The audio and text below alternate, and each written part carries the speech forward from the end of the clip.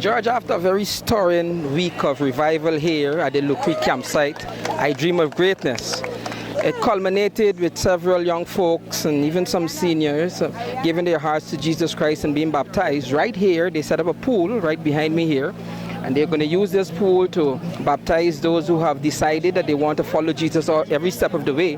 Of course, several of these would have come from countries that are across the Caribbean and to be baptized here. So it's a very festive, excited moment that is happening here. And you see they're all decked out in their regalia, ready for today. A very stirring sermon was preached by Dr.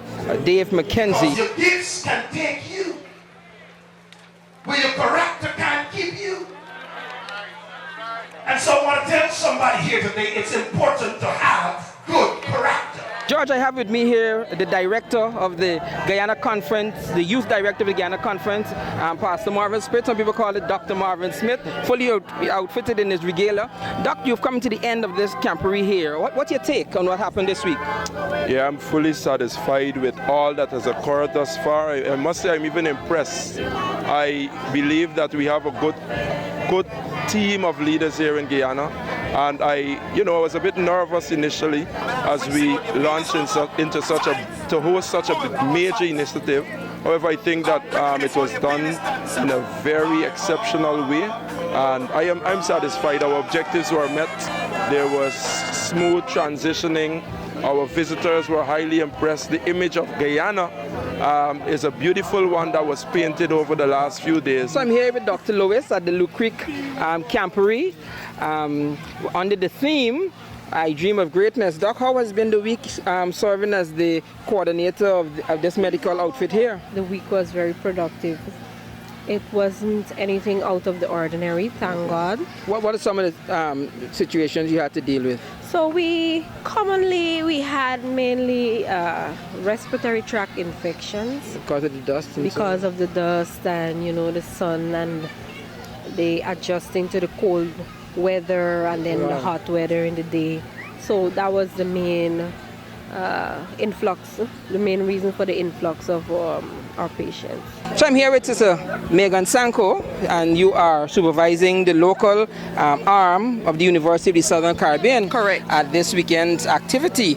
Talk a little about what the University of the Southern Caribbean is offering and why you chose to set up a booth here. Because of the interest, Guyanese are interested in Christian tertiary education, so we decided to bring a campus here to facilitate the needs of local Guyanese at a cheaper cost. So how has it been? I know that this is not your responsibility, but you probably are the senior, one of the senior personnel here.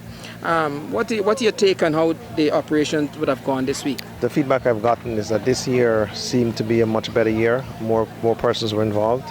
The planning organization, the planning aspect around this was great because we were able to get a team of Adventist doctors.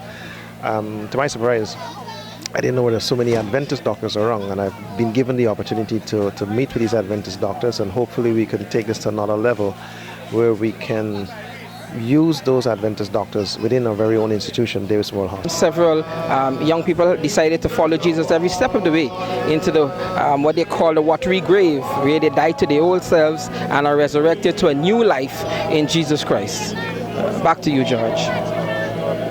Thanks for watching Channel 2 Headline News. If you like this story, leave a like. We'd really appreciate it. Also, you can share your views and comments below. And if you really like what you see, hit the subscribe button for updates on all the news happening in Guyana.